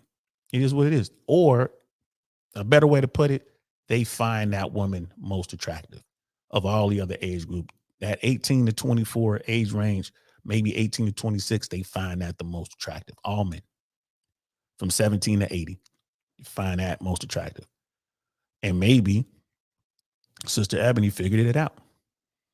Too late, possibly for her. Why? Because she still got to deal with that hypergamous urge. When I talk to women, you know, especially successful, attractive women who are older, they say there aren't any good men out there. I can't find any good men. I'm like, that's bullshit. There's plenty of good men out there. You can't find the men you want. That's all that is. You can't find the dude you want. And you can't find a dude who's on your level financially or higher to want you for more than just growing up fun, for more than just one or two nights. Right? That's what you mean. You can get a guy tomorrow. You can get a great man, a wholesome man, God-fearing, hardworking bus driver, plumber, electrician, a dude with his own money, his own home, right? A nice little 401k, no children, didn't go to college, but he started a business, right? He's earning more than you, but he doesn't have letters behind his name, right? Or letters in front of his name. He's not a doctor. He doesn't have he doesn't have a PhD, right? He doesn't have a master's. What do they call those? A MA, right? He doesn't have all these things. He doesn't have all the other stuff you want him to have because he has to be, I guess it's not just financial, but it's also social. He has to, be at your level or better. So you're going to pass him up. And then you're going to turn around and say, oh, there's no good men out there. Like, no, you can have a good man tomorrow, especially if you're attractive. I don't care how old you are. You still in your 40s and you fine, I'll talk to you all day long. If you fine. Right. But if you're in your early 30s and you 5'6" and 315 pounds, if you see me walking down the street and I start to cry before we meet, walk on by. Because you're too big, shawty. Walk on by. And if you crying, I'm certainly going to walk on by. I don't care how loud you crying. I'm going to put my headphones on, put my head down and walk fast. I'll be doing that little speed walk like they used to do in the Olympics to get away from you. I'm not trying to be with a big girl. Sorry. But if you fine, you Selma Hayek, you out there and you a dime, it's on. I'm going to holler at you. I'm going to see what's up with you. I'm going to see what kind of person you really are. And if you're a fat person on the inside, if you just ugly on the inside, you just hollow or whatever on the inside, I'm going to smash you and I'm going to be on my way. So when women tell me that, I'm like, nah, you can get a guy tomorrow. You can get a guy tomorrow. You get a good man tomorrow. Women don't like the idea of having to pay for everything, bro. I ain't mad. Like I said, I ain't mad, bro. It is what it is. That's the game. That's how the game goes, man. Y'all know me. I'm never going to hate a player, right? I can hate the game, though, but I'm never going to hate the player. I get it. And just like I understood what that woman wanted from her boyfriend, her living boyfriend, that she wanted that romantic experience, right? And she told me she had a man, but she stayed in touch with me. But she told me what she wanted. And I gave her what she wanted, and she gave me what I wanted. That's how the game's played. That's how it's played. Simple, easy, zeros and ones. It's binary, people. So all it is zeros and ones. So ladies, if you're successful, you have the money, you have the clout, you can find a man who will love you, who will pedestalize you, worship the ground you work on, will want to raise a family with you, will die for you. You can find that guy. That guy's out there. But that guy may not earn millions of dollars a year. His net worth may not be 10, 15, 20 million. Find a way to deal with that. And there are women who do. There are women out there who got money, got bread, and they got a guy who doesn't. And guess what? They're living a great life. They have the kids. She's home. She's in her feminine. She's got a guy who doesn't earn as much as she does, but he's in his masculine. They came together. She found the MacGuffin. And guess what? Now they are the prize. Together. They're the prize. Don't believe me? Ask their kids. Right? Don't believe me? Ask their village. Ask the people in their neighborhood. Ask the people at their church. Ask the people who interact with them on a regular. They are the prize. Jay Swans and they are the prize. 20 plus years in the game. I watched that from beginning to end. They are absolutely the prize. There's no higher prize out there. None. All the way from them finding each other, all the way up from the most basic stuff through taking care of their financial needs in their homes and building that and raising their children all the way up to the spiritual. They're plugged in all the way up. They won the game. They won. That's how you win. So y'all running around here talking about I'm the prize, men are the prize, women are the prize. You got to find that MacGuffin. Find that MacGuffin. And then you can say you're the prize because you found your other half. Maybe that's how it's supposed to work. I don't know. I'm just an old man sitting in his attic talking to his computer. What do I know? You know what I mean? That is, yeah. Yeah, you're right. And last good man in Jersey is like, personally, I think she's just trying to get more men interested in buying her upcoming book. I don't buy her 180. You just complete turns just too much. You don't buy this 180. Maybe, I mean, it could be. It could be. I mean, again, I know people who know her personally. And I'll be talking to those folks this weekend. I'm really trying to get her on the platform. I would love to ask her some questions, just see where it could be. It could be. And she got a book coming out that works in my favor. She might do this little video. Who is this little video podcast over here? She might do it. She might. And Brother Penny's like, I used to think Eboni was just another rabid feminist, but her recent clips makes me think she's just figuring things out as she goes along. We might be looking at the journey many women go through. And you know what? I'm more with Brother Pitney on that. I mean, it could be her trying to get, preparing to promote this book and all that, but I really think she's just figuring it out. And again, with her training and with her mind is more analytical, you know what I mean? And it's just, maybe she's able to control her emotions enough to kind of look at that, and say, man, I might have screwed this up. And she really does want to help people, right? She really does want to help young Black women in particular. Right. And what she's saying makes complete sense. If you're a young woman in college, you should be placing your bet. We did a whole podcast on it. Go back and check the podcast out. We were talking about this. We got Eboni K. Williams on the thumbnail. Go back and invest in these young men before they become top tier guys. I think that's a smart thing to do. And if you're going to wait, if you're not going to do that while you're in college, if you're going to wait until you've built yourself into the man you've always wanted to be, right? You're going to find yourself in a situation like Sister Eboni, who's just breaking into her 40s, and she wants a kid and she froze her eggs and she can't find a dude and to take her serious and marry her and this and that. Okay. If you wait, then you're going to have to lower some of your standards. You're going to have to lower, like, especially that financial bar. Like, if you can just go ahead and lower that financial bar and just be prepared to pay for a lot of the experiences that you're accustomed to. You got the money. I'm not saying get a broke dude. Get a dude who's making, $80,000-$90,000 a year. He can take care of a whole bunch of stuff, just the basic needs. But, if you want to live in a $3 million house, well, you're going to have to kick in a lot. If you want to go to the Maldives every summer, right? If you want to go to Tulum, if you want to go to Bora Bora, if you're trying to go over to Morocco, you know what I'm saying? He's not going to be able to pay for all that. If you must travel first class or business class, he's not going to be able to pay for all that. Right. So it just boils down to that. You might have to adjust if you're older. If you're younger, those young women don't have to adjust nothing. But if you're older, you might have to adjust. The young women just have to place a bet early. Still pursue your career, still do all that stuff. Just place your bet early on the guy that you believe is going to make it. Fingers crossed, and help him get there, support him and build together. Like I said, MacGuffin, find the other MacGuffin, find the other thing and connect the things and put it in and turn the thing. And then boom, your treasure will fall out of the sky right at your feet. You will get all the knowledge, right? That's how it works. I mean, that's how it works. What's the name of that Nick Cage movie? And it was going around finding treasure, national treasure. There it is, national treasure. In order to be the prize, you're a MacGuffin, you got to find the other MacGuffin, you got to come together and do the click thing, and then all the stuff will start going crazy or whatever. The dominoes will fall and the wheels will start spinning and the door will open up, and then boom, there's your prize right there in front of you. That's how you become the prize. But you got to find your other half.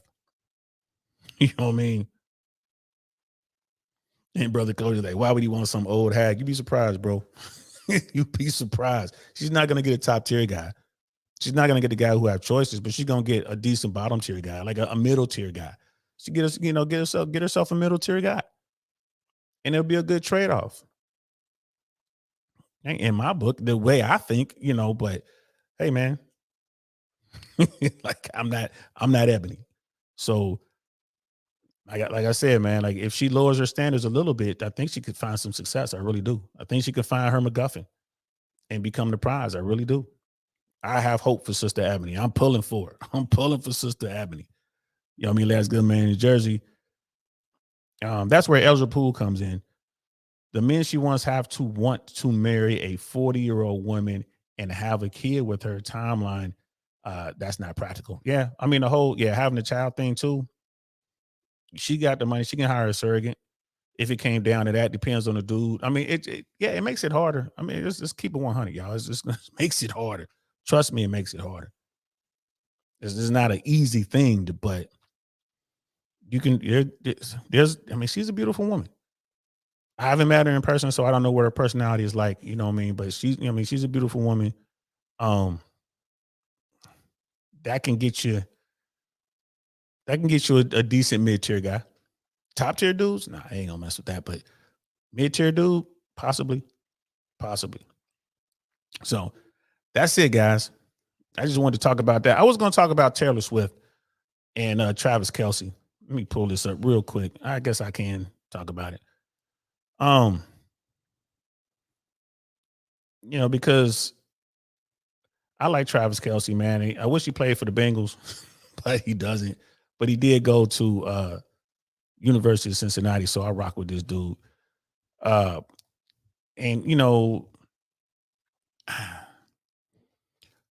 Mainstream media is just jumping all over this thing, man. Like he's supposed to be talking to her or whatever, or she's supposed to be interested in him, and they talk about it during football games, like pregame and postgame, and I think it's just stupid.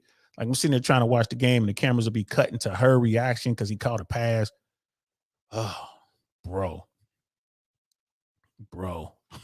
I just, Brother Cody is like, LOL, unless she's looking for a dude much older than her, I say it won't work. Yeah, and getting back to Ebony, yeah, it'll be an older dude. I mean, yeah, it'll definitely be an older dude, bro. Not too old. I mean, like I said, it'll be a mid-tier older guy. There's a good chance the guy had kids. You know what I mean? Her situation, we just have to keep our eyes peeled and see how that goes. Like, yeah, her last fiance was 13 years older than she was. Absolutely. And that fell apart during the pandemic. He chose his family over her. It is what it is. That had to be eye-opening for her, bro, because she was all about it. But Taylor Swift and charming Travis Kelce. are still just getting to know each other. So it's to say, this is from people. He's focusing on his football like he always has. That's what the source says. During the NFL season, his priority is the Chiefs, as it should be. So, you look at something like this, she makes way more than him. Her net worth way higher than his. But he's a stud. He's a stud. Again, a woman that's beautiful, it's like, why is she single? Right? Why is she single? I hope this works between the two of them. I mean, that the whole story just kind of, all right, it remains early days for the two of them. Right? So I'm not going to read this, man. This is stuff that women read. I'm sorry, bro. You know what I mean? Dude hollered at her, she hollered at him. More likely he hollered at her. You know what I mean? He shot his shot is what I'm thinking. I don't know how. Maybe this article talks about it, but I don't feel like reading it, man. I don't care. But, more than likely he reached out to her, maybe DM, maybe mutual friend, maybe he had his agent do it, or maybe she reached out to him, he reached out to her, however it happened. She's supporting him. By this point, I'm sure they're talking on the phone or whatever. I'm pretty sure they done met in real life. They done probably took care of the grown-up business. I wouldn't doubt it at all. Like, it is what it is. It's just to have the world in your business, bro. That has to suck. That has to suck. Like, y'all just can't, just get together, whatever. I hope it works. I really do. I hope it go, it shakes out the way it's supposed to shake out. I hope there's not any hypergamy issues that come into play later with Shorty. Right? I mean, because she has the world at her fingertips. I hope on his end that he doesn't get jealous. I hope he's not, I hope his self-esteem is such that he really doesn't care. And I think it probably is. It's like, it's all good. It's just, you got two alphas. And if, right, if something goes down, you got two people who can both be like, whatever, and move on. She's certainly financially on top. She's financially on top. 100%, no doubt about it. His football career is not, it'll last 10 years total. I think he's been in the league, 4 years, probably got another 5-6 years, something like that.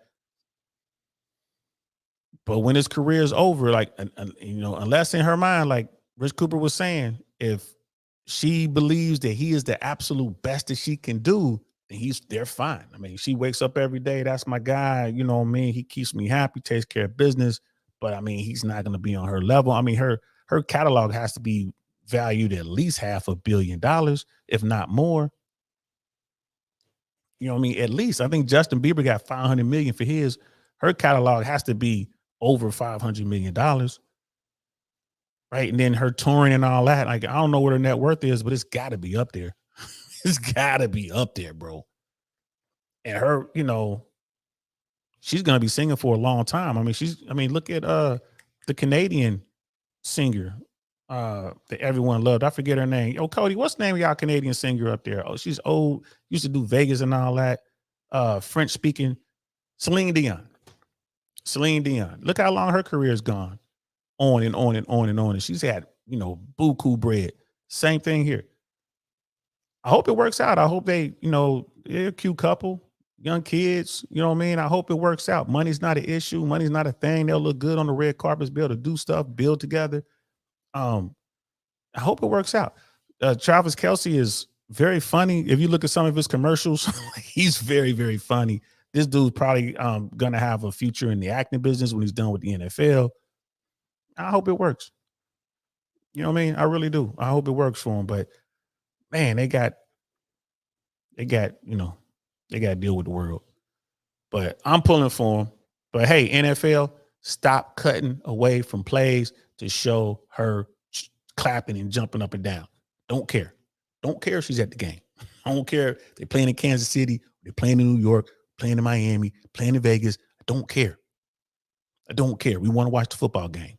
Do not be mixing in this, reality world, real life romance BS with my football, right? This is all I watch. I watch football. That's it. I don't care about nothing else, really. That's the only thing I watch. And y'all messing up my football time with this little romance thing. NFL, talking to you. Cut it out. Football is football. So that's it. I'm done, y'all. That's all I got, man. That's all I got for today, y'all. But yeah,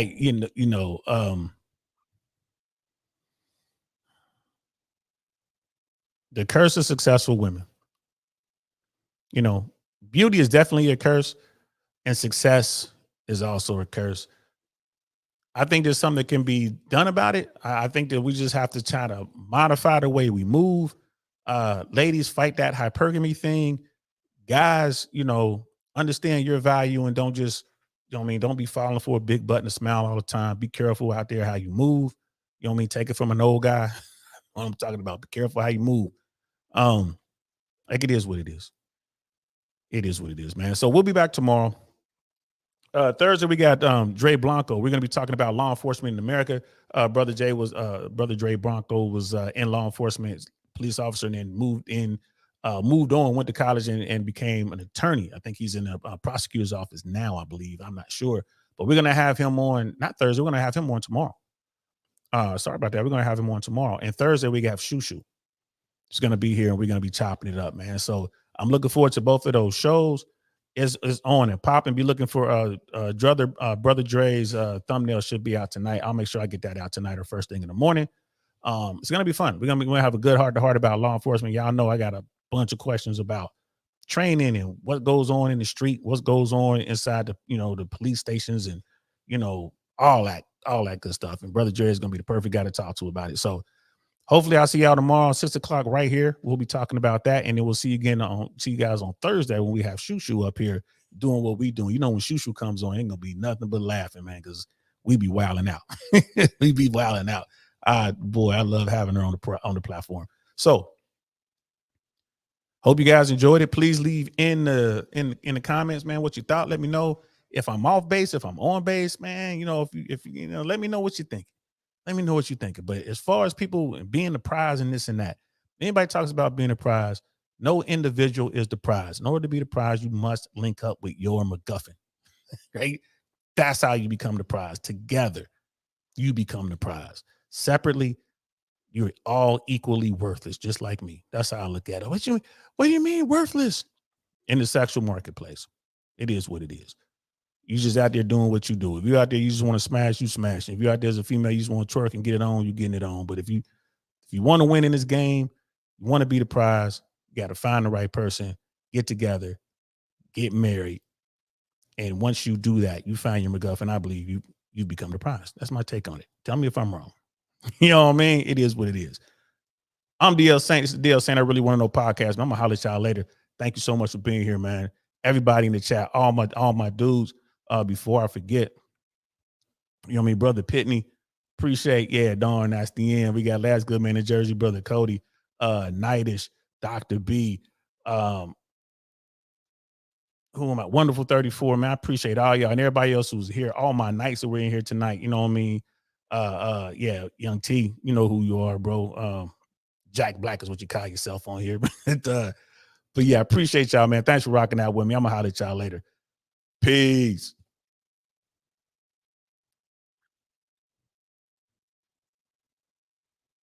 Oops. I appreciate that. Here we go. My bad. I thought I hit the button. I'm sitting here looking. Where's the thing at? Here it is right here. Peace. Nothing like I've ever seen. It's just a thing of beauty.